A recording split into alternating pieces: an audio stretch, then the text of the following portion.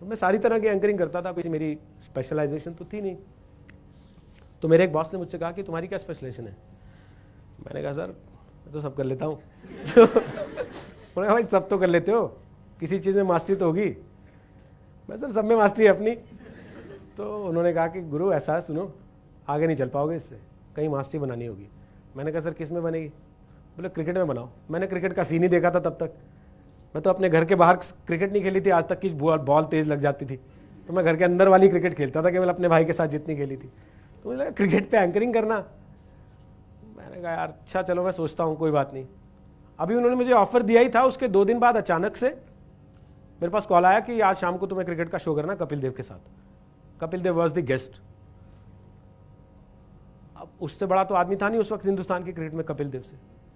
तो कपिल देव के साथ बैठ के क्रिकेट का शो करना, ऐसे आदमी को जिसको क्रिकेट का सीन ही आता हो, वो क्या करेगा? मुझे लगा आज तो हो गया, नौकरी खत्म। आज ये आधे घंटे के शो के बाद तुझसे बुला करेंगे भैया ऐसा कुछ ना आता तुमको, तुम अपना वहीं करो, पर्दे के पीछे रहो, वीडियो एडिटिंग करो। तो मैं कैंटीन से खाना खा के निकल रहा था, अखबार एक उड़ता हुआ आया, पैर के पास पड़ा, मैंने उसे पाँव मारा तो वो उड़ के मेरे ऊपर ही आ गया। किसी ने ब्रेड पकौड़ा खाने के बाद फेंका होगा। तो उस पर रवि शास्त्री का कॉलम था, कायदे से 2-3 दिन पुराना ही अखबार था, और सबसे अच्छी बात हिंदी में था। तो वहाँ कैंटीन से न्यूज़ रूम तक जाते जाते मैंने पूरा पढ़ लिया, और पूरा पढ़ने के बाद मुझे लगा अच्छा तो मुझे काफ़ी कुछ पता है क्रिकेट के बारे में, इस पर तो मैं कर सकता हूँ। तो शाम का आधे घंटे का जो क्रिकेट का शो था, मैंने वो पाजी के साथ बैठ के किया। जितनी बातें कपिल उसमें रवि शास्त्री ने लिखी थी वो सारी पेल दी मैंने उसके अंदर। और जब शो खत्म हुआ तो उन्होंने मेरे से कहा कि तू क्यों नहीं करता क्रिकेट, तुझे तो अच्छा खासा ज्ञान है क्रिकेट का। मैं अब उनसे क्या बोलता? मैंने कहा सर मैं क्या बोलूँ इसमें, आप बोलो इन लोगों से, आप बोलोगे तो हो सकता है ये मेरे से करवा लें, मेरे को तो कोई दिक्कत नहीं है करने में। तो बाहर निकलते उन्होंने मेरे बॉस से कहा यार तू ऐसे मुंडे ने कराया करना, इसको बड़ा आता है क्रिकेट का यार, तेरे बाकी लोग तो मेरे से ही पूछते रहते हैं क्या पूछना है। तो हिंदुस्तान का सबसे बड़ा कप्तान आपकी पैरवी कर रहा है वहां पे खड़े होके, और आप सोच रहे हो कि यार मैंने गलत किया या सही किया। मेरे बॉस ने साथ ही बोल दिया हाँ सर कल से इसी से करा देते हैं, सुन तू ही कर लेना कल से। तो अब मुझे लगा भाई अब तू फंस गया। बट मैंने घर जाते ही क्या कहा, मैंने घर जाते ही सारे पुराने अखबार निकाले जो 5-7-10 दिन के पड़े थे, सब में रवि शास्त्री के कॉलम काट काट के इधर रख लिए बेड साइड पे अपने, कि जब मौका मिले सोते जागते उठते बैठते, टॉयलेट जाते नहाते खाते नाश्ता करते, बस वही पढ़ लो रवि शास्त्री का कॉलम पढ़ लो, रवि शास्त्री का कॉलम पढ़ लो, रवि शास्त्री का कॉलम पढ़ लो। फिर अपने एक दोस्त को बिठाया, मैंने कहा भाई तू मेरे को समझा दे ये थर्ड मैन क्या होता है, स्लिप क्या होती है, कवर क्या होता है, गली क्या होती है, मिडफील्ड क्या होता है, ऑन फील्ड क्या होता है, ऑफ साइड क्या होती है, वाइड क्या होती है, ये सारी चीज़ें तो मुझे समझा दे। उसने बाकायदे ग्राउंड बना के कागज़ पे सब चीज़ें मुझे समझाई सिखाई। और ये बात केवल उसे और मुझे ही पता थी कि जो आदमी टीवी पे रोज क्रिकेट का शो कर रहा है उसे ग्राउंड आज सिखा रहे हैं हम लोग कि कैसा होता है। पर मैंने वहाँ पे हौसला नहीं छोड़ा, वो रवि शास्त्री के कॉलम पढ़ पढ़ के ही 2 दिन 4 दिन 6 दिन 7 दिन 8 दिन 10 दिन मैंने 8 साल क्रिकेट के शोज किए, वर्ल्ड कप क्रिकेट कवर किया, दुनिया भर के देश घूम लिए क्रिकेट के, जहां जहां क्रिकेट मैच होते थे वहां कवर करने जाता था।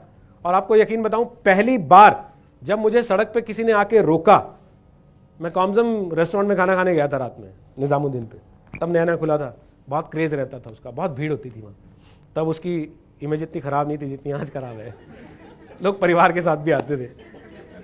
तो मैं गया, वहाँ पे बैठा हुआ था मैं अपने दोस्तों के साथ 2-3, तो 3 लड़के आए आपकी एज के मेरे पास 20-22 साल के, भैया आप रोहित सरदाना हैं? मैंने कहा हाँ बताइए। आप जी न्यूज़ पे क्रिकेट वाला प्रोग्राम करते हैं ना? मैंने कहा ये अपना क्रिकेट का शो करना सक्सेसफुल हो गया, आज पहली बार किसी ने जो है बाहर आके पहचान लिया है कि ये आदमी वही है जो टीवी पे आता है। आप सोचो, मैं जब अपने घर से निकला था तो मैं ये थॉट लेके निकला था कि भाई आप जब बाहर निकलो तो लोगों को आपको पहचानना चाहिए। तब वो 2006 में जाके 2007 में जाके मुझे लगा, 2008 में जाके, कि हाँ भाई अब उस दिशा में आपने बढ़ना शुरू कर दिया।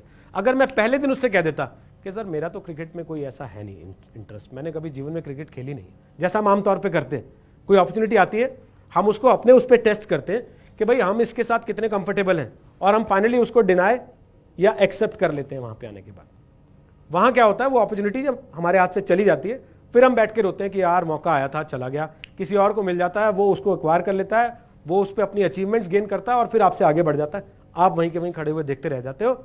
आप बाद में कहते हो जैसे वो शाहरुख वाली फिल्म थी चक दे, तो बाद में कई हीरोज कह रहे थे हाँ वो मुझे रोल ऑफर हुआ था, मैं उस वक्त कर नहीं पाया क्योंकि मैं बिजी था। भाई शाहरुख खान ने कर लिया और चक दे इतिहास बन गई, है ना।